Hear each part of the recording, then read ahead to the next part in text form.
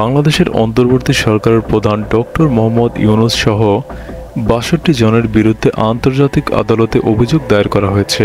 শুক্রবার ৮ই নভেম্বর নেদারল্যান্ডের হেগে অবস্থিত আন্তর্জাতিক আদালতে এই অভিযোগ করা হয়।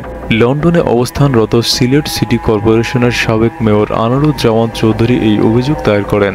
গত ৫ থেকে ৮ আগস্ট পর্যন্ত বাংলাদেশের ছাত্র জনতার আন্দোলনের নামে আওয়ামী লীগ ও তার অঙ্গ সংগঠনের নেতাকর্মী বাংলাদেশে বসবাসরত হিন্দু, খ্রিস্টান, বৌদ্ধ এবং বাংলাদেশ পুলিশের উপর গণহত্যা ও মানবতা বিরোধী অপরাধ সংঘটিত হয়েছে বলে অভিযোগ আনা হয়।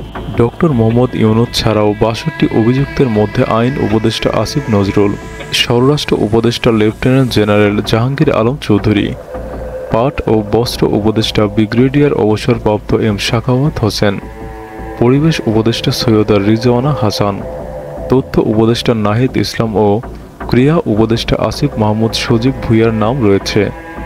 এছাড়া বৈষম্য বিরোধী ছাত্র আন্দোলনের সমন্বয়ক হাসনাত আবদুল্লাহ, সার্জিস আলম, আব্দুল হান্নান, আবু বকর মজুমদারকেও অভিযুক্ত করা হয়েছে। এই অভিযোগে প্রায় ৮০০ পৃষ্ঠার তথ্য ও নথিপত্র প্রমাণস্বরূপ যুক্ত করা হয়। অভিযোগের বিষয়ে আনোয়ারুজ্জামান চৌধুরী বলেন, আমার মনে হয় আমি প্রথম অভিযোগ শুরু করলাম। প্রায় ১৫,০০০ ভিকটিম আছেন যারা আন্তর্জাতিক মানবাধিকার ট্রাইব্যুনালে অভিযোগ করবেন।